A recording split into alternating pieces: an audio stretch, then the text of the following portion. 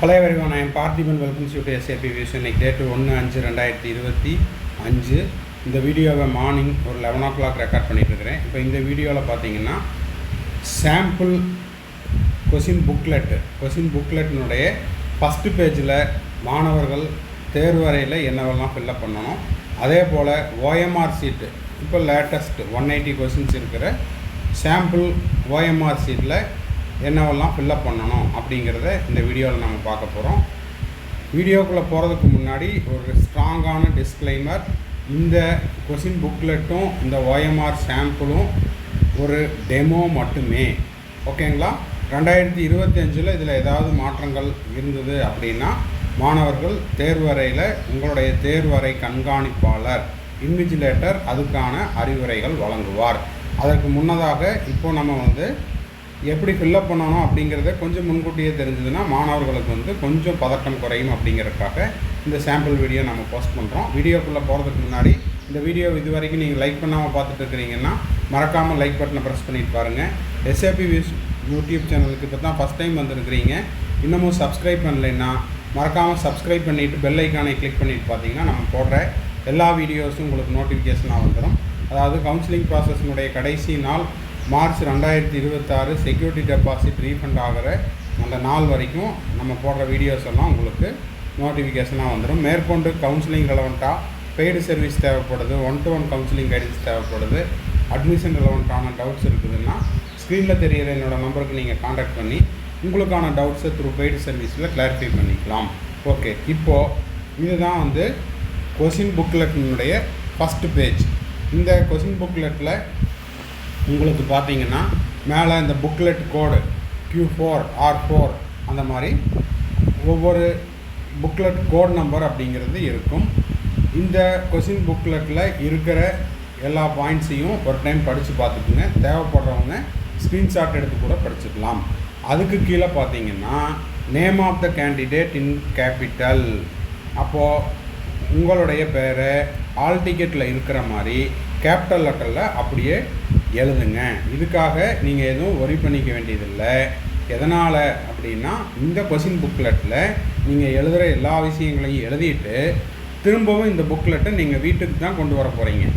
ஓகேவா? இதில் ஏதாவது தவறு வரக்கூடாதுங்கிறக்காக தான் முன்கூட்டியே நம்ம கொடுத்துட்டோம். நீங்கள் என்ன பண்ணுறீங்கன்னா ஒரு டைமு எழுதியும் பார்த்துக்குங்க. உங்களுடைய பெயரை என்ன பண்ணணும், நீட் அட்மிட் கார்டில் இருக்கிற மாதிரி எழுதி பார்த்துக்குங்க. அதுக்கப்புறம் உங்களுடைய ரோல் நம்பர் இன் ஃபிகர்ஸ், அதாவது அந்த நம்பர்ஸை எப்படி இருக்குதோ அதே மாதிரி உங்களுடைய ரோல் நம்பரை எழுதிட்டு அதுக்கப்புறம் இன் வேர்ட்ஸில் எழுதணும். இப்போ இந்த கேண்டிடேட்டுக்கு பார்த்தீங்கன்னா 3905040081. அப்போ 3க்கு THREE. அப்புறம் இப்படி எழுதுறதை விட நீங்கள் இப்படி கூட எழுதிக்கலாம். 390, அதுக்கப்புறம் 5, again 0, அப்புறம் 4, again 0, again 0, அப்புறம் 8, அப்புறம் 1 அந்த மாதிரி எழுதலாம். இல்லைன்னா 390,50,40,081 அந்த மாதிரி எழுதலாம். ஓகேங்களா? இது ஒரு மாதிரிக்கு மட்டும்தான். இதில் ஏதாவது நீங்கள் தவறு செஞ்சீங்க அப்படின்னா அதை பற்றி பயப்பட தேவையில்லை. ஏன் அப்படின்னா எழுதி முடிச்சுட்டு இந்த கொஷின் புக்லெட் அப்படிங்கிறது உங்களுக்கானது தான். ஓகேங்களா? அந்த புக்லெட்டை எக்ஸாம் முடிஞ்ச உடனே திரும்பவும் நீங்கள் எடுத்துகிட்டு வந்துடலாம். ஏன்னா இதை நீங்கள் கவுண்ட் பண்ணணும். 1, 10, 100, 1000, 10,000, லட்சம், 10 லட்சம், அதுக்கப்புறம் கோடி, 10 கோடி, அதுக்கப்புறம் 100 கோடி. அப்போ அது எல்லாத்தையும் கவுண்ட் பண்ணி அந்த மாதிரி எழுதுறதுக்கு பதிலாக ஒவ்வொரு டிஜிட்டும் எழுதிடுங்க. 390500 இதை இன் வேர்ட்ஸில். அடுத்தது சென்டர் ஆஃப் த எக்ஸாமினேஷன், இந்த ஸ்கூலினுடைய நேமு, அது எந்த டிஸ்ட்ரிக் அப்படிங்கிறதையும் போட்டுருங்க. இப்போது கோயம்புத்தூர் அப்படின்னா இந்த டிஸ்ட்ரிக்டினுடைய பெயரை இங்கே போட்டுருங்க. அதுக்கப்புறம் கேண்டிடேட் சிக்னேச்சர், உங்களுடைய சிக்னேச்சரை போடுங்க. இன்விஜிலேட்டர் சிக்னேச்சர் இங்கே போட்டுருவார்.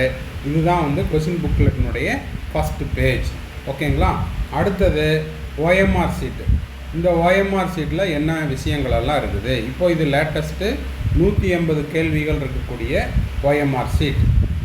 இந்த OMR ஷீட்டில் நீங்கள் வந்து உங்களுடைய ரோல் நம்பர், இப்போ உதாரணத்துக்கு உங்களுடைய ரோல் நம்பர் வந்து நம்ம SAPVS யூடியூப் சேனலினுடைய ஃபோன் நம்பர் அப்படின்னு வச்சுக்கலாம். ஓகேங்களா? அதை வந்து இப்படி எழுதிக்கிறேன். ஓகேவா? எழுதி முடிச்சுட்டு அதுக்கப்புறம் என்ன பண்ணணும், அதை அதே மாதிரி இங்கே பபுள் பண்ணணும். ஓகேங்களா? இதுக்கெல்லாம் உங்களுக்கு டைம் இருக்கும். ரிலாக்ஸ் உள்ளே போய் அதுக்கு தான் பதட்டம் இல்லாமல் கரெக்டாக அந்த டைமுக்கு போயிட்டீங்கன்னா பதட்டம் இல்லாமல் எழுதிக்கலாம், செஞ்சு பார்த்துக்கலாம். ஓகேவா? ஷேடிங்கெல்லாம் வீட்லேயே ப்ராக்டிஸ் பண்ணி பார்த்துக்குங்க. இன்றைக்கி இப்போ இருந்து 3 நாள் டைம் இருக்குது. ஸோ நீங்கள் என்ன பண்ணலான்னா இப்போ இருந்து நீங்கள் இதை வந்து ப்ராக்டிஸ் செஞ்சு பார்த்துக்குங்க. அப்போது மேலே இருக்கிற நம்பருக்கு கரெக்டாக, நான் வந்து சும்மா ரஃபாக தான் பண்ணுறேன், நீங்கள் வந்து கரெக்டாக செஞ்சு பார்த்துக்குங்க. ஓகேவா? இந்த மாதிரி ஒவ்வொரு டிஜிட்டுக்கு நேராக என்ன பண்ணுறீங்கன்னா பபுள் பண்ணிக்கோங்க. ஓகேவா? சரி, அடுத்தது டெஸ்ட் புக்லெட் நம்பர். இப்போ டெஸ்ட் புக்லெட் நம்பர் அப்படிங்கிறது ப்ரீவியஸ் பேஜில் இங்கே இருந்திருக்கும். புக்லெட் கோடு தான் இருக்குது. டெஸ்ட் புக்லெட் நம்பர் உங்களுடைய புக்லெட்டில் என்ன இருக்குதோ அந்த நம்பர். இப்போ ஃபார் எக்ஸாம்பிள் 1 2 3 4 5 6 7 அப்படின்னா அதை வந்து நீங்கள் என்ன பண்ணுறீங்க, எழுதிட்டு அதுக்கு கீழே நீங்கள் வந்து பபுள் பண்ணிடுங்க. 1 2 3 4 5 6 7 இது கிடையாது. ஓகேங்களா? என்ன புக்லெட் கோடு உங்களுக்கு வருதோ அதுக்கு நேராக நீங்கள் என்ன பண்ணுறீங்க, எழுதிட்டு அதை அப்படியே பபுளும் பண்ணிடுங்க. பப்ளிங் எல்லாம் கரெக்டாக இருக்கட்டும். ஓகேவா? பப்ளிங் கரெக்டாக இல்லை அப்படின்னா சர்க்கிளை விட்டு வெளியில் போனாலும், இல்லைன்னா சர்க்கிள் குறைவாக இருந்தாலும் அது வந்து ராங் கொஸ்டினாவோ இல்லை அன்ஆன்சர்டு கொஸ்டின்ஸாவோ கன்சிடர் பண்ணிடுவாங்க. ஸோ இதெல்லாம் கவனமாக டைம் எடுத்து செய்யுங்கள். ஓகேவா? Test booklet code number for example B அப்படின்னா மேலே பின்னு போட்டுட்டு பிஎஸ் ஆட் பண்ணுங்க. அடுத்தது கேண்டிடேட் லெஃப்ட் தம்ப் இம்ப்ரெஷன், இதெல்லாம் வந்து உங்களுக்கு அங்கேயே கொடுத்துருவாங்க. இந்த மாதிரி தான் இருக்குதா இல்லை இதில் ஏதாவது மாற்றம் இருக்குதான்னு பார்த்துக்கலாம். சிக்னேச்சர், இது யாருடைய signature, declaration by the candidate. இதில் சிக்னேச்சர் வித் டைம், உங்களுடைய மாணவருடைய சிக்னேச்சர் டைமோட போடணும். அதுக்கு கீழே கேண்டிடேட்னுடைய name in running handwriting. அப்போது இப்போ ஃபார் எக்ஸாம்பிள் உங்களுடைய சிக்னேச்சர் வந்து இப்படி இருக்குது அப்படின்னா இந்த மாதிரி சிக்னேச்சரை போட்டுட்டு டைம் வந்து 2 PM இல்லை 1:30 PM அந்த மாதிரி போட்டுருங்க. கேண்டிடேட் நேம் அப்படின்னா அதை வந்து ரன்னிங் லெட்டரில் எழுதிடுங்க. ஓகேவா? சரி, அடுத்தது இதில் OMR ஷீட்டில் உங்களுடைய கொஷினை நீங்கள் ஃபில்லப் பண்ணும்போது மிக மிக கவனம் தேவை. என்ன அப்படின்னா அந்த ஒரு கொஷினுக்கு இப்போ ஃபார் எக்ஸாம்பிள் இது 2 அப்படின்னா அந்த 2வை செட் பண்ணுங்கள்.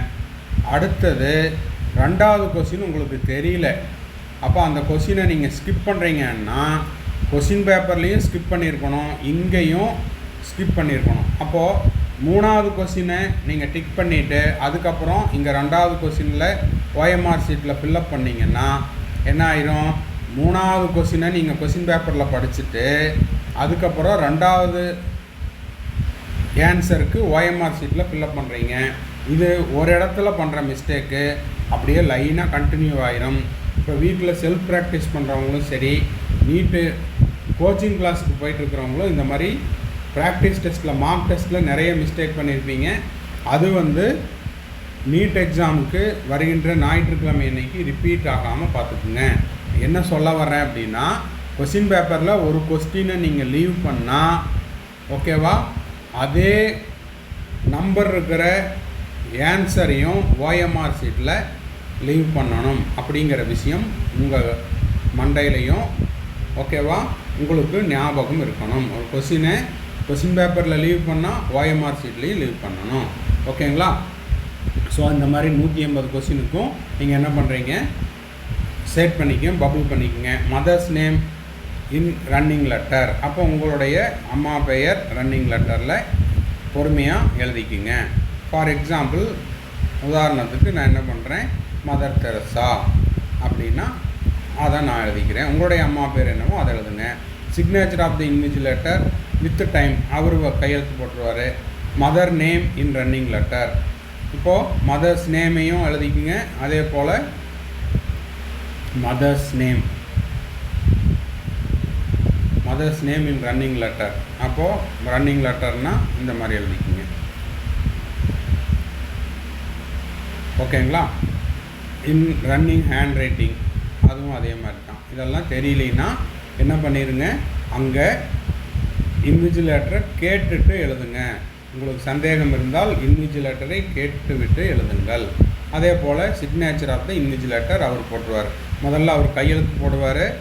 கையெழுத்து போட்டுட்டு அதுக்கப்புறம் அவருடைய பேரை முழுமையாக ரன்னிங் லெட்டரில் எழுதுவார். ஓகேங்களா?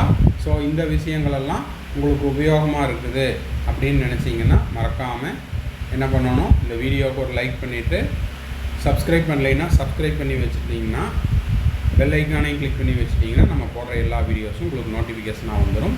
இந்த பேஜை ஸ்க்ரீன்ஷாட் எடுத்துகிட்டு முடிஞ்சால் ஒரு பிரிண்ட் அவுட் எடுத்து கூட நீங்கள் என்ன பண்ணிக்கலாம், மீதி இருக்கிற 3 நாட்களில் நீங்கள் ப்ராக்டிஸ் பண்ணி பார்த்துக்கலாம். அப்போ ஓஎம்ஆர் ஷீட்டில் செய்ய வேண்டிய விஷயங்கள் என்ன, அதே போல் கொஷின் புக்லெட்டில் ஃபஸ்ட் பேஜில் நீங்கள் செய்ய வேண்டிய விஷயங்கள் என்ன.